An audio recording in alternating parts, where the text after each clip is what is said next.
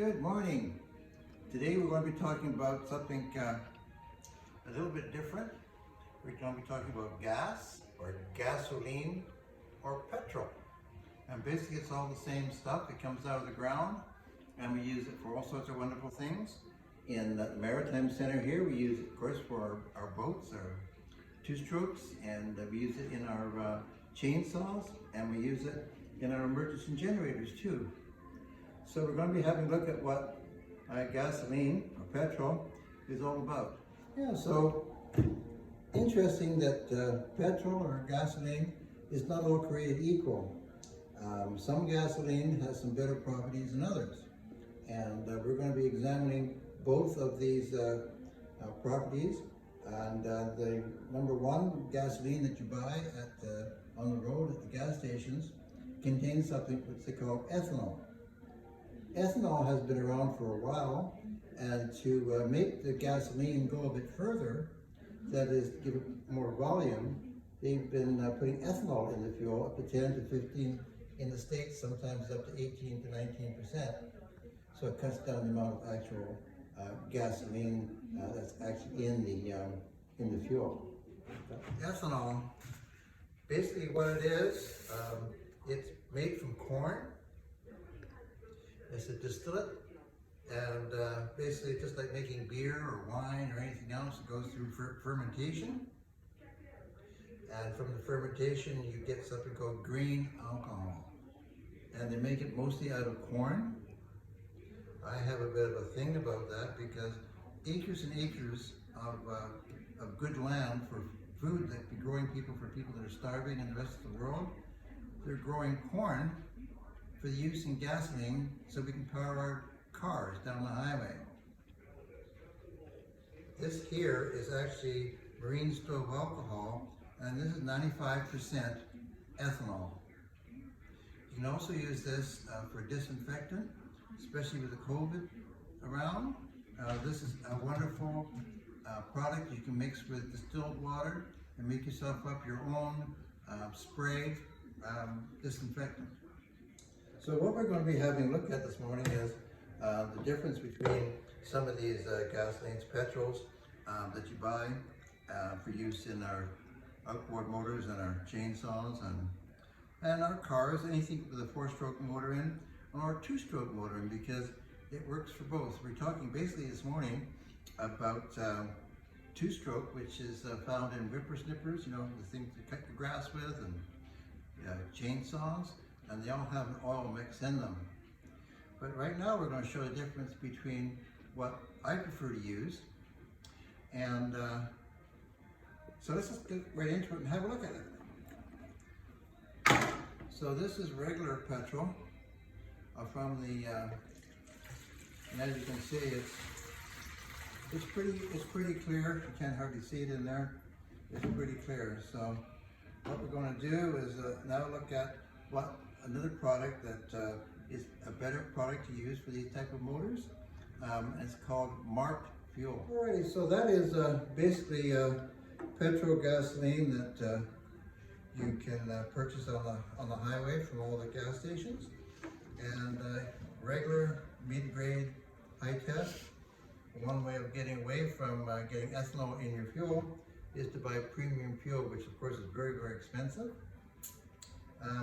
Or we buy something called marked fuel. Marked fuel is what I prefer to use, and anybody with agricultural equipment, tractors that use petrol in their vehicles, or if you've got a generator that's going to be on standby for a number of months, you use something called marked fuel. And marked fuel is exactly that. I don't know if you can see that, but it is bright pink. So marked gas is what it is. It is, I don't know if you can see how pink that is. And that is so that you can tell the difference between the two petrols. This particular fuel has no road tax on it. So that's why it's marked, because number one, it has no ethanol, which we like. And number two, without any road tax on it, it's cheaper product than buying regular gasoline. So all gasolines all over the world have something called road tax. And a road tax is basically the taxation that they put onto fuel for all sorts of different projects that the local municipalities have. It also goes to the government, just like a regular tax is for like GST and PST. So there's no taxation on this fuel. And to make it pink, they take regular gasoline, and before they put the ethanol in it, they put some dye in it to make the pink color, so that if a person is being suspected of using this type of fuel in a road vehicle, a quick simple test drawn from the fuel tank, you'll see that they're using gasoline that has no road tax on it. And from the petrol, as you can see the two differences, we're just going to be talking about oil. And with oils, there's all kinds of differences for our small motors, outboard motors versus chainsaw motors versus lawnmowers, and any two-stroke engines that we have, and they'll still be producing them for the small little grass cutters and whipper snippers and chainsaws. They do require oil mixed into their petrol. And there's 2 or 3 different types, and you can get into a big problem using the wrong type of oil. This type of oil here basically shows right on here, it's got lawnmowers and chainsaws. Now this particular oil is a high temperature oil. That means because the chainsaws and the lawnmower air-cooled motors, you get a lot hotter than an outboard motor. An outboard motor doesn't get that hot because it's water cooled. And so when you have a water cooled engine that's not getting very warm, and you've got oil mixed in with your fuel, if that oil doesn't burn off, then it's going to be fouling your plugs and doing all sorts of things. Now with the chainsaws and lawnmowers, if you're going to be using outboard oil, this kind of a product, that is for low temperature burning. So this is a 2-stroke that's used in outboard motors because the oil itself during the combustion is burnt off.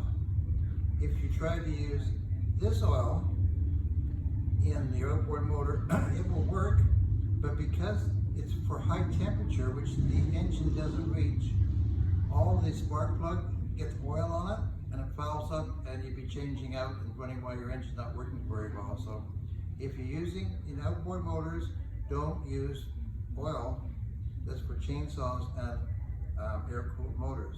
The material to use for boats, not boats, but marine, 2-stroke, is something that's got TCW3 in it, and what that is, it's an oil that burns at a very, very low temperature. So about 165 degrees Fahrenheit, whereas this product here for chainsaws and lawnmowers, these particular motors get very, very hot.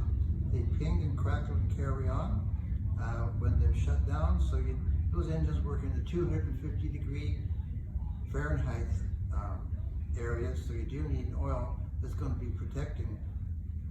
This type of oil here would have been burnt off by then. And then once the oil's burnt off in your lawnmower or your chainsaw, there's no lubrication happening, so you start losing your compression and even seizing up your motor. So don't use outboard motor gas fuel in your lawnmower. Okay, so basically we're going to have a look at what oils are. These high temperature oils for chainsaws and lawnmowers basically is a decent oil specifically designed for their use.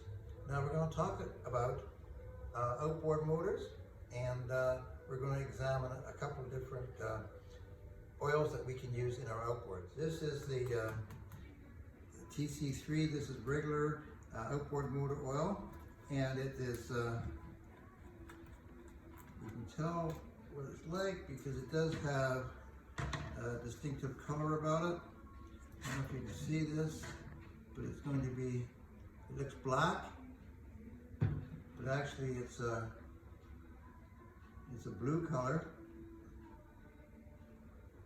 And so what that means is that if you put petrol in a tank with two-stroke in it, it's going to make all the fuel like a blue color, which is just great. So then you know that it's not, you haven't got regular petrol in your tank, you've got some mixed fuel in your tank, and not a good thing to use for your in your car or a four-stroke engine. Okay. So we're just going to have a look at an alternative to the that particular oil. As you can see, it is quite blue. It does dye everything. You get on your clothes and it doesn't want to come out, but it is definitely tells you that you've got two-stroke in there. The oil that I prefer to use, we've had these for years in our cars. These are a full synthetic oil, and the full synthetics you can get for the four-stroke oil that goes in your crankcase. But this particular oil is blended specifically for mixing with fuel to go into an engine. It's TC3W rated, which means you can run into outboards. You can also run the same one in your chainsaws and lawnmowers. And also too, being full synthetic, it doesn't come out of the ground. It's not a mineral type product. It's all been developed synthetically. So that means a couple of different things. So number one, oops, wrong one. Here we go. Oh, that's the wrong one. There we go. So this one here, this oil here comes out of the ground. This oil here is being developed from chemicals. And this sounds a bit of a oxymoron that the chemicals are better than something that comes out of the ground, but with this synthetic oil, when it burns, there's no smoke. When this oil burns here, as everybody knows, if you get the oil and some fuel, that your motor will start to smoke, especially if the rings are bad, it will smoke. But this full synthetic does not smoke, and also too, it has a wonderful odor when it burns. It doesn't smell very much, and it works so much better actually in our outboards. So we're just going to have a look at what this synthetic is. If you remember, the oil that came out of this particular one, where over here, this one here was blue, and this one, when it comes out, and you'll find is a bit different color.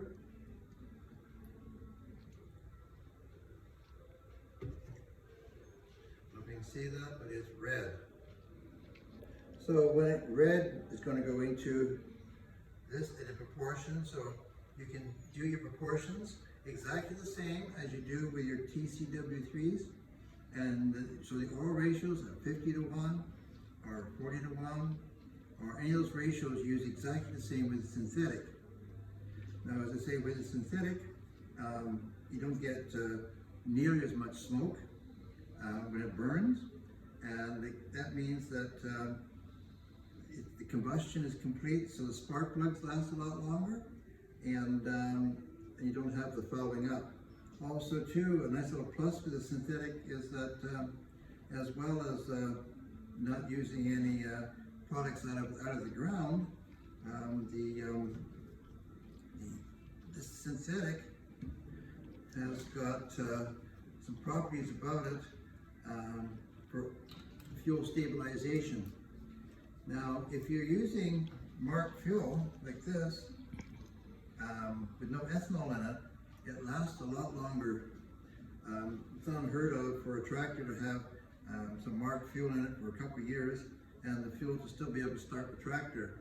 You do that with some regular fuel from the highway and with the ethanol in it, and if this tractor is sat outside, possibly in the rain or something, or even the cold, between hot and cold, it makes condensation in the fuel tank, so it actually attracts the water, whereas this particular non-ethanol product does not do that.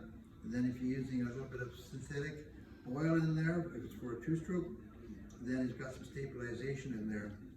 And what I'd like to do is to show you in a moment here what happens with ethanol in outboard motor. So basically, I just show you what the problem is.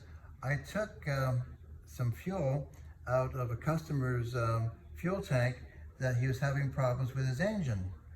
Every time he brought it into here, I would fire it up and I couldn't find a problem with it.